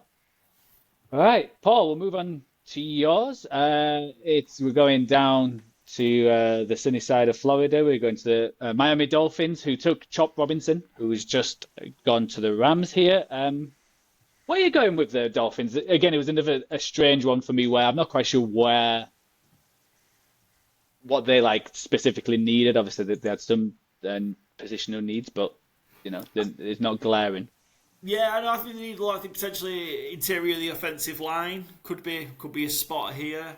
I'm going to go on the defensive line. Obviously, the back of the 2023 season, the injuries killed them, and then they lost Christian Wilkins. They did get Calais Campbell in for that, but I think they still need some help on the defensive line. And you've mentioned this player, Joe, that we're going to take already. It was the Rams' second round pick, I think it was, from Florida State, so stays in Florida. Braden Fisk was good. Had a fantastic rookie season for the Rams. I think gives them some help, pass rush and run stopping, and just helps the Dolphins get a bit tougher, which are very critical of those Mike McDaniel teams that they're not. I think Fisk helps them do that and can create some havoc on the D line across. You can put him inside, outside, with his size and speed and power. So yeah, Fisk for me, I think would have been a great addition to this Miami Dolphins team and help toughen them up a little bit. Couple of others love it.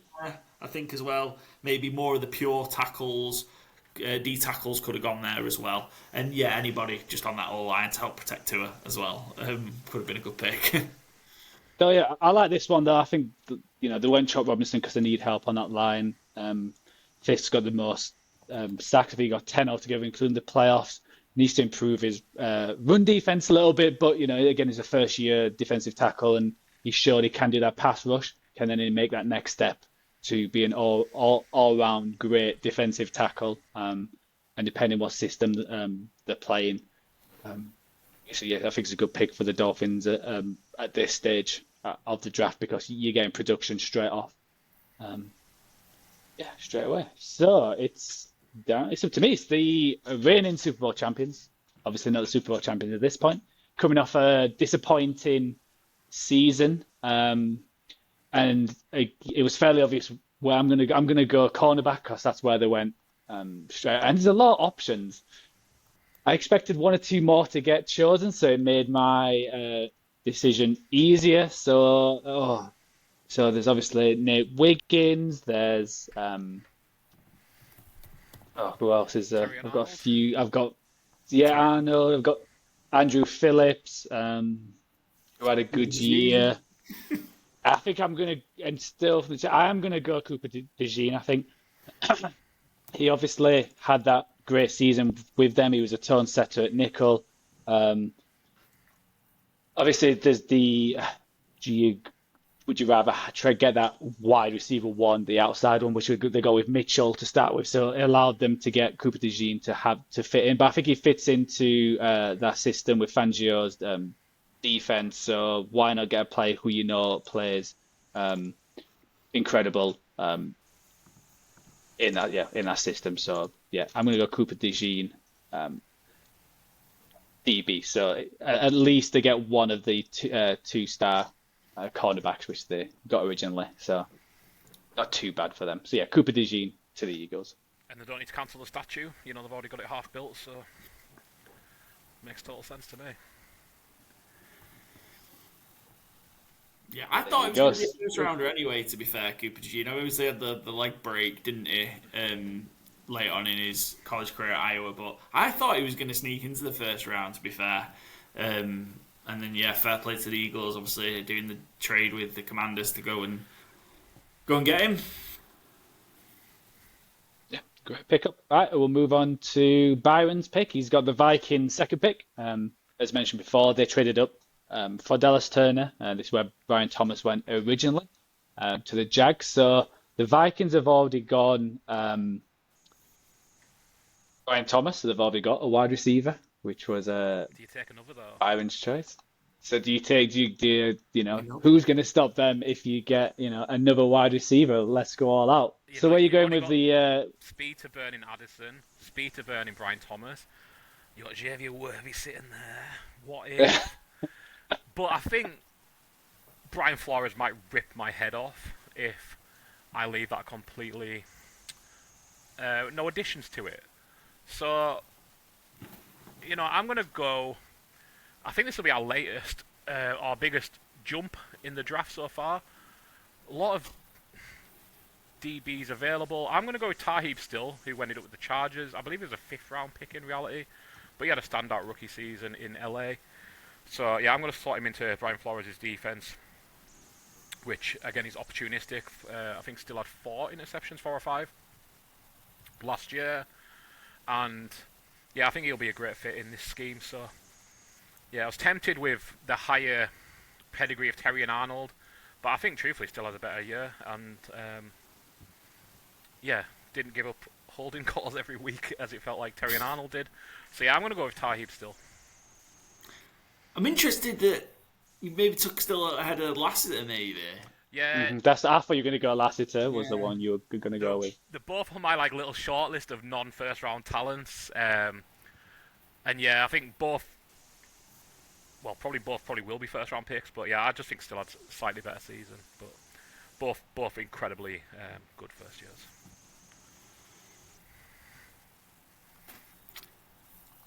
Good stuff. Me to fix Dallas, yeah? Is that where we're up to now? With one pick. Yeah, with one pick. Is it Guyton? Are you sticking? No, we're not going to be taking Guyton. But I need to try and help Dallas fix one of two problems: not being able to run the ball and not being able to stop running the ball. Oh, I thought you might have to draft a new owner. Is that available? Draft me winning the lottery and turning it on Bitcoin, going to the moon, and then I buy the Cowboys. That's the draft pick. No. So the pick is going to be... I'm going to focus on trying to stop the run with this one. I think I was so tempted to take Bucky Irving. I think that was...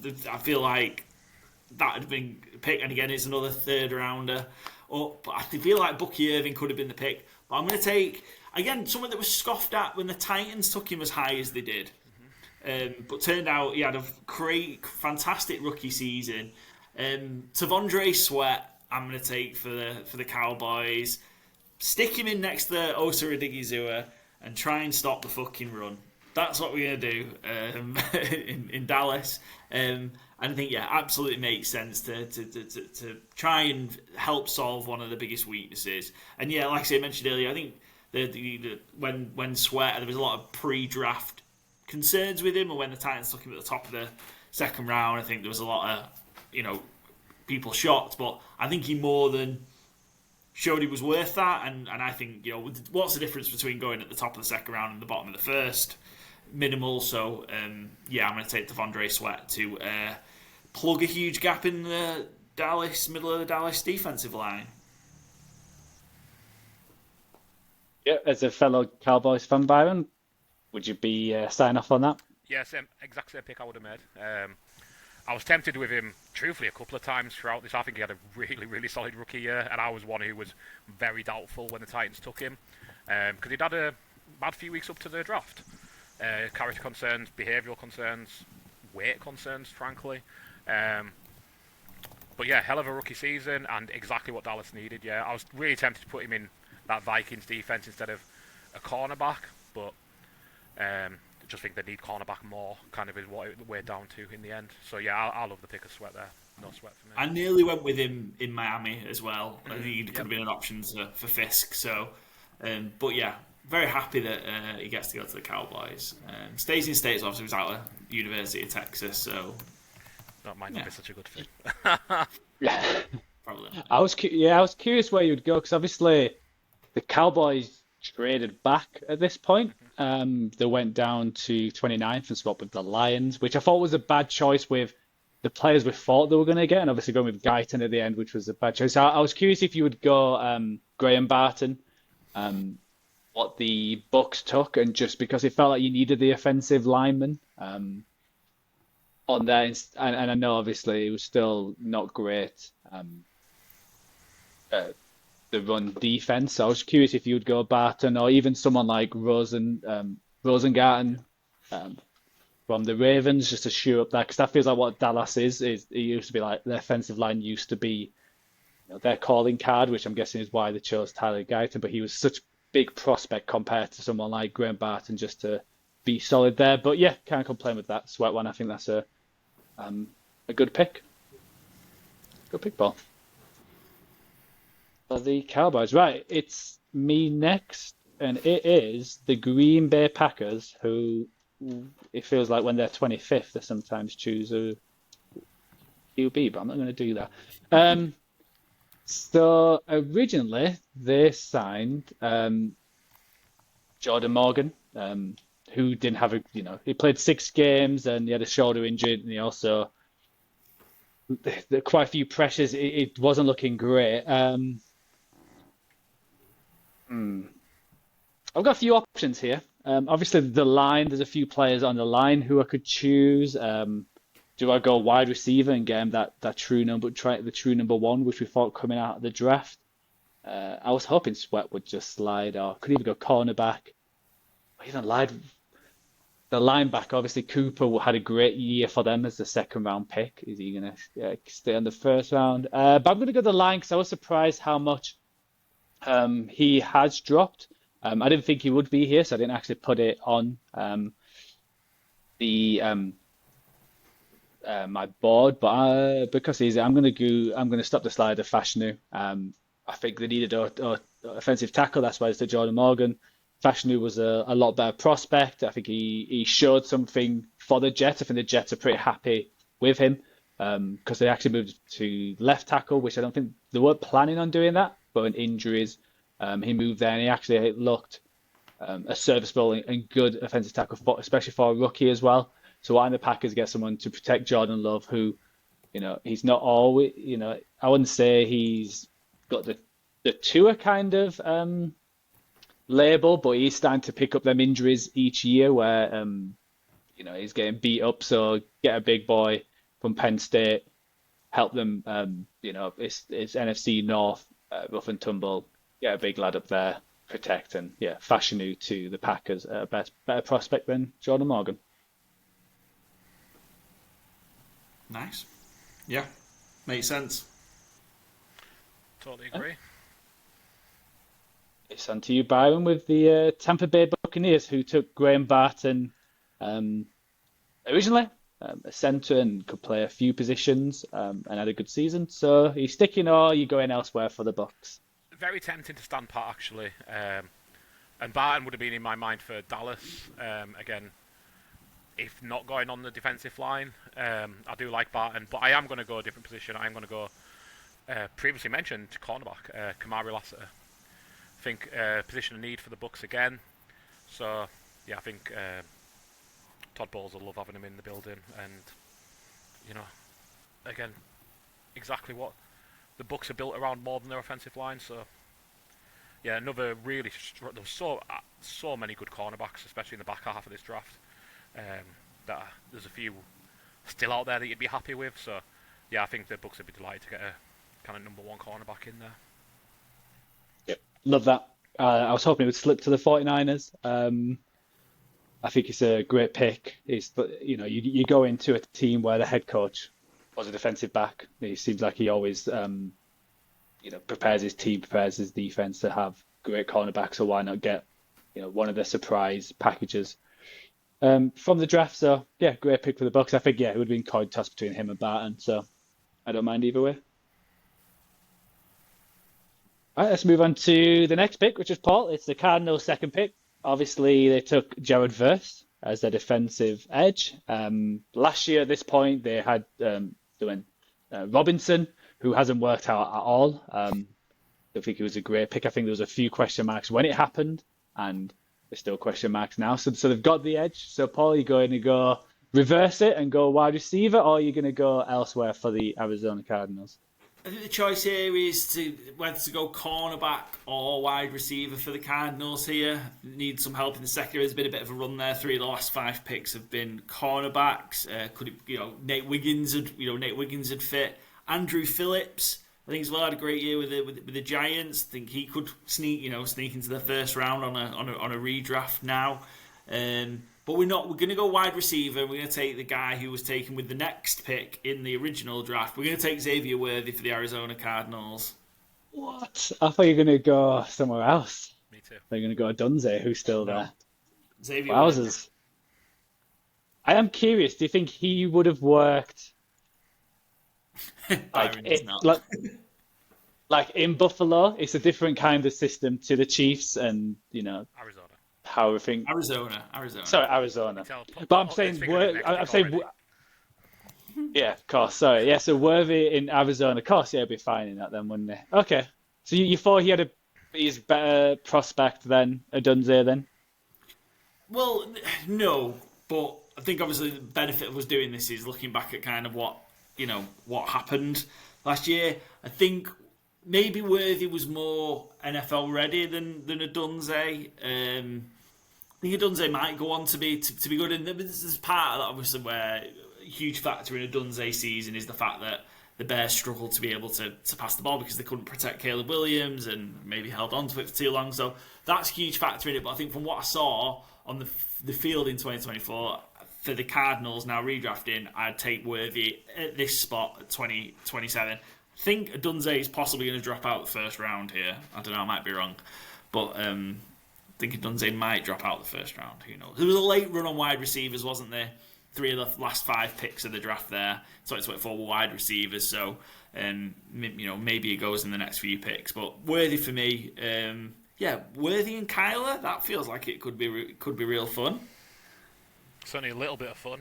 Must be one of the shorter QB wide receiver 1 combos. Byron, what's your thought on Worthy to the Cardinals then? Would it have been where you would have gone? No. Sorry. Bit of chaos behind me. Charlie's gone to say hello to the neighbours. The outrage that I took Worthy for the Cardinals. Not as much as I am. I think Worthy's a good kind of gadgety receiver right now. We'll see what he becomes. I think I would have went Odunze if I was going wide receiver here. Just 'cause I think he's more. I don't say more NFL ready because he had a worse season than Worthy, but I think you can't disconnect the player from the environment. Yeah, I'm also a little getting a bit too much into it here, but I'm a little nervy of Kyler Murray, truthfully, and that offense. If you can't make Marvin Harrison work, not Marvin Harrison was a bad year, but yeah, I'm just not sure what the expectation would be on Worthy in Arizona. I don't hate it. I'm not sure. I wouldn't have done it. Just a bit confusing one, yeah, for me. Yeah, right. The next pick, we'll move on. The Buffalo Bills. So they traded out of this pick to the Chiefs, which everyone was up in arms about, and the Chiefs got Worthy there. If I'm the Buffalo Bills, and obviously I'm making the pick, I'm running up to that, yeah, to the stage, and I'm going to go with the guy who we've just talked about. I'm going to go Rome Odunze. I think if you told the Bills they would have got him at pick 28. They needed a wide receiver, obviously why they drafted Coleman.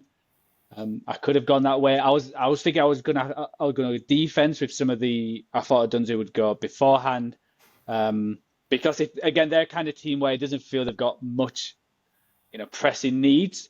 They're good elsewhere, but they just need some players for the future. So I was thinking if there was any cornerbacks or linebackers available. I would have gone there, but if Rome Odunze is there for the Bills, they would. I think they would run on there and be. We've got our wide receiver 1-2 tandem sewn up with James Cook. That's absolutely Cook in Buffalo. So yeah, I've got Rome Odunze to the Bills. Yeah, and I think there's more chance Odunze hits the ground running than Keon Coleman did. More pro ready, and it probably takes away the mid-season addition of Amari Cooper, which was basically for nothing with how it turned out as well. So, yeah, I like that pick there, yeah. Yeah, so also we go to the everyone's darlings, the Detroit Lions, who, as mentioned, they did trade up to the Cowboys pick and got Terran Arnold. The Cowboys chose Tyler Guyton at this spot. I'm guessing you're not going with Tyler Guyton for the Lions, so yeah, where are you going, Byron, with the Detroit Lions? Really tough one, this, because, again, not a team. You look at that roster and you think, well, they're pretty well set. But there's, can always make additions. And I'm just kind of torn of, do I go Graham Barton as a real utility player along that line, can fill in at guard, can fill in at centre? I probably will be starting year 2 at one of those positions, I would dare expect. Mm-hmm. Or, again, knowing how 2024 went, maybe getting a great physio. Is there one available in the draft? But what I am going to give them is a big, fat run stuffer, I think. Because I don't think there's... In fact, cancel that.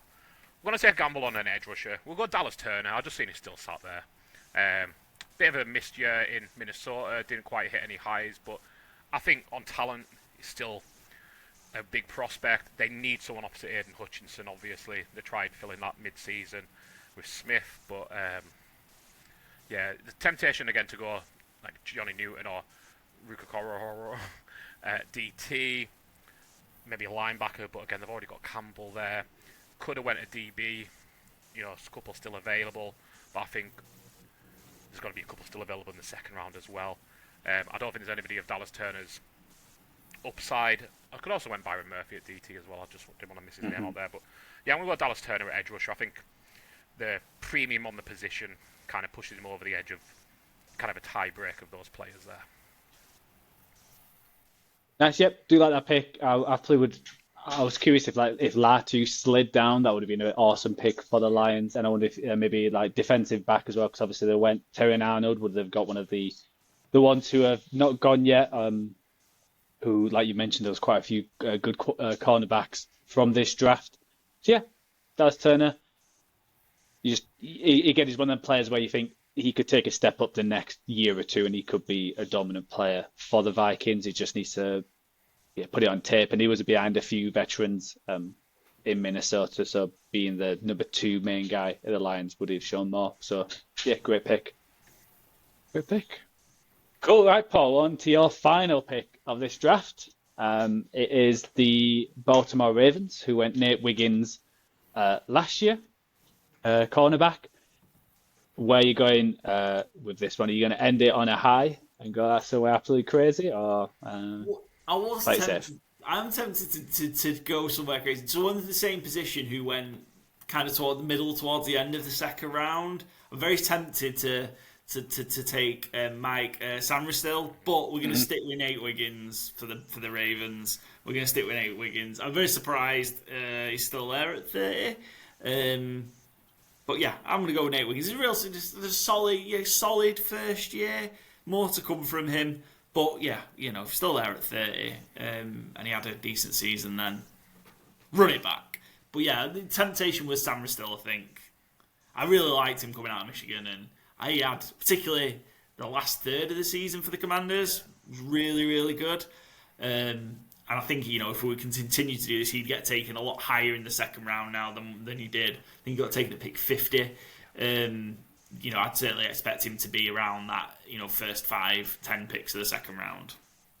Yeah, like a pick. I think, yeah. There was a few cornerbacks you could have gone. Obviously, Phillips we've mentioned. Even like someone like Ronaldo Green, who came in for the 49ers and became one of their main two cornerbacks. Or you could have maybe have gone, because they did go Rose and Garden. So I'm curious if Byron choose that. You could go a tackle or either show up that in Barton in the middle. So good. Any comments on Paul's last pick there, Byron? No, solid pick. Yeah, again, I was tempted by Saint Strill again a couple of times. I like a lot of these cornerbacks in this draft. I think it's and I said it right at the start of the episode as well. Like such a loaded class this year. Like it almost certainly looks like Graham Barton's going to fall out the first round. Terry and Arnold probably is going to fall out the first round. I'm not sure exactly what you're going to pick here, obviously. But then, obviously, and then I still have 14 players on my little short list of non-first round picks who, yeah, probably shouldn't be first round picks, all of them. But you could make an argument for at least half of them being first round talents. So, yeah, I think it just speaks to the quality of this class. But yeah, Nate Wiggins had a good rookie year. I can't argue against it. Yeah. Right, my last pick is my San Francisco 49ers. This is maybe actually quite tough because they need quite a few different positions. And there's a few players who I weren't expecting to go this low. Obviously, they got a wide receiver, which it felt like, why are they getting a wide receiver? But it makes sense now with, Debo being traded and everything was up in the air. The defensive line's not great whatsoever. So you've got Byron Murphy there. But I think where I'm going to go, and this is because what happened previously. So cornerback was my number one need when this draft was happening. I was hoping to go cornerback here, but because they got Green later on, who's still available, I don't think he'll be going to the Chiefs. We can just play that. They'll get him. So I'm actually going to go the line, and if someone Byron just mentioned, I don't think I'm going to go Barton. Graham Barton,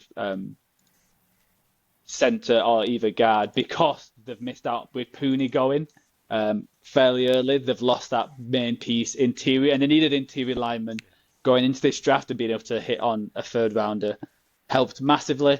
So they're going to go the first rounder, get Graham Barton in. They've needed a centre for quite some time. And just sure that I'll get that sort of for the next 10 15 years. He's going to start straight away in year one, is going to be a difference maker. And I think he'll do, obviously, Ricky Pearsall, what happened, unfortunately. And I think with how they drafted later on, cornerbacks wise, and there's still quite a few left, let's get that interior line sorted. So, yeah, Graham Barton to the San Francisco 49ers. Nice. I like that pick a lot. I really like Graham Barton.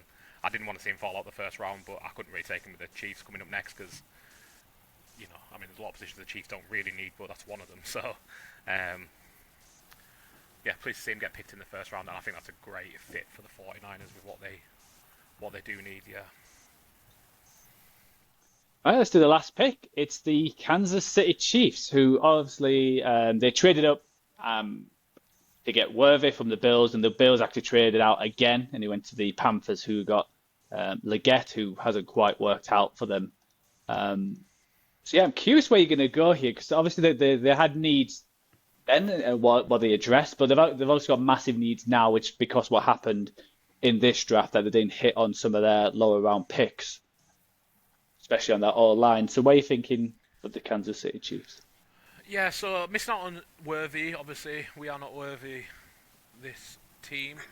So you've got Pearsall, Leggett, Jalen McMillan had a good end to the season, but yeah, I don't think there's a wide receiver worth taking here. The running game kind of fell off when Pacheco was injured. Like, you put Bucky Irving in, that's going to be dynamic, certainly. Tackles could use help. Fautanu, Mims had injury-stricken years. Could go Roger Rosengarten and shore that up potentially. Some of the players who I think had good seasons, I think are at positions they don't need, unfortunately. Adrian Cooper at linebacker, Peyton Wilson at linebacker, I think would, again, not be needs.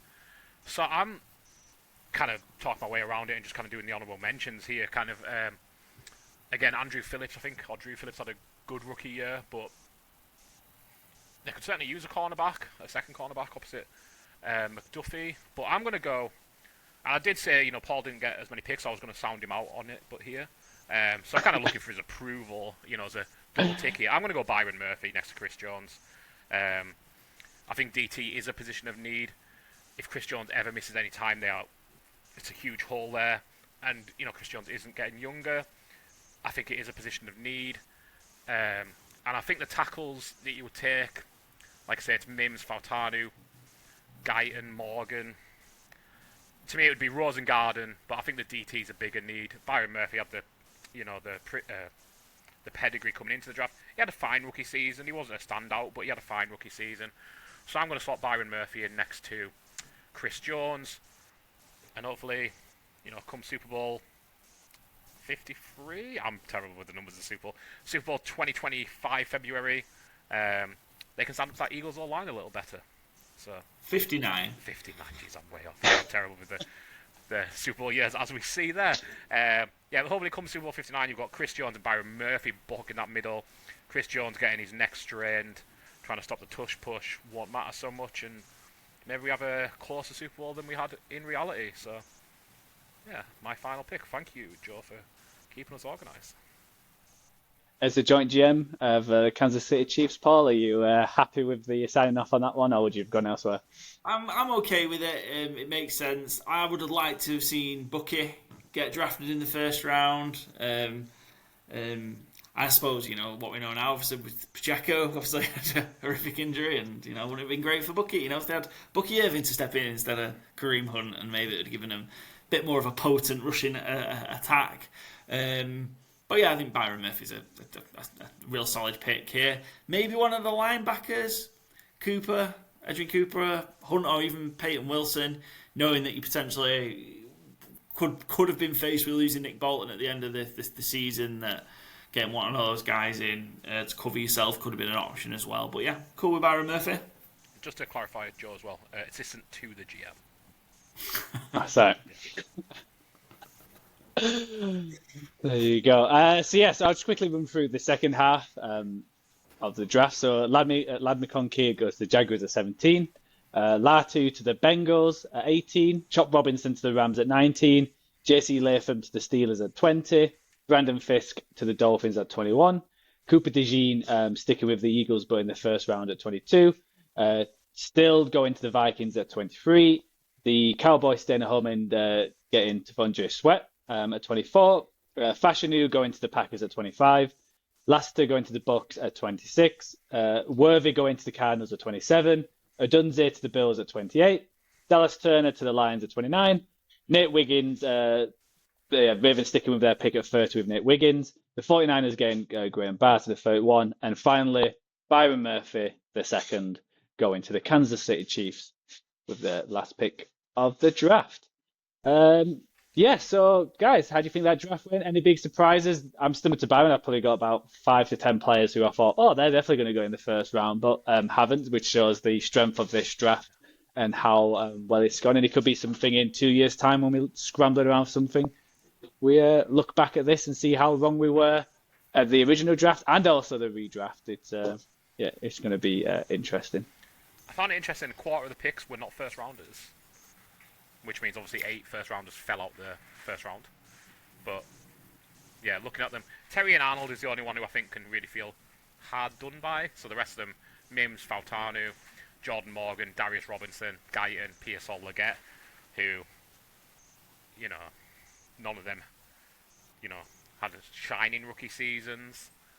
Some of them I was kind of surprised were first round picks in the first place. So, I quite like that we've got some rotation in there. I think this was a really fun exercise, though. I really enjoyed it.